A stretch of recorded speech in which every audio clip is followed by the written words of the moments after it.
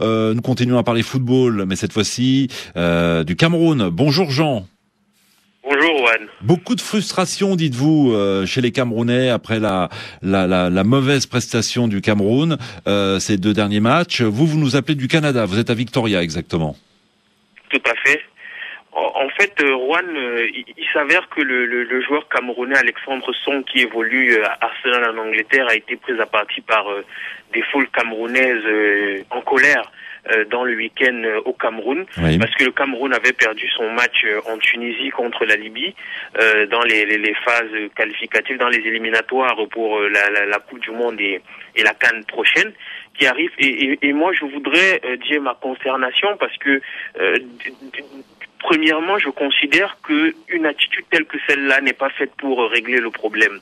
Certes, il y a de la frustration, mais c'est pas de cette manière qu'on va régler les problèmes, parce que on s'en prend toujours aux joueurs, on s'en prend toujours à l'encadrement technique au Cameroun, mais finalement on voit que des joueurs ont été suspendus tels que Samuel Eto'o suite à des problèmes au sein de l'équipe nationale, mais rien n'a changé. Les entraîneurs sont changés en permanence. Maintenant, c'est Denis Lavagne. Il y en a qui demandent déjà sa démission. Mais il y a eu combien d'entraîneurs avant Denis Lavagne? Ouais. Ça n'a rien changé. Alors que faire, Jean? Que faire? Comment régler les problèmes au sein de la sélection camerounaise? Eh bien, moi, je dirais deux choses. La première, d'abord, c'est que les problèmes s'arrangent définitivement au sein de la fédération. Parce qu'il me semble que quand il y a un problème de leadership, c'est normal que ça se répercute dans l'équipe. Jusqu'à l'heure actuelle, il y a toujours des problèmes de primes dans l'équipe nationale du Cameroun.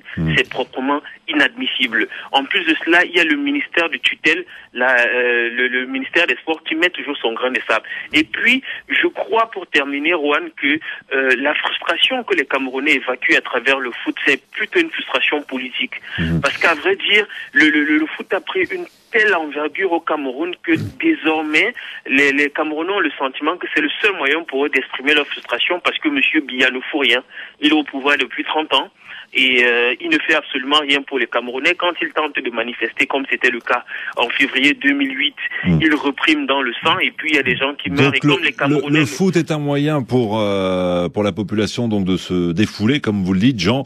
On aura l'occasion de parler évidemment à la fin du mois de juin. On organisera une émission spéciale justement sur la phase éliminatoire Coupe d'Afrique des Nations et Mondial 2014. On fera un bilan des 55 matchs disputés sur le continent africain ce mois de juin.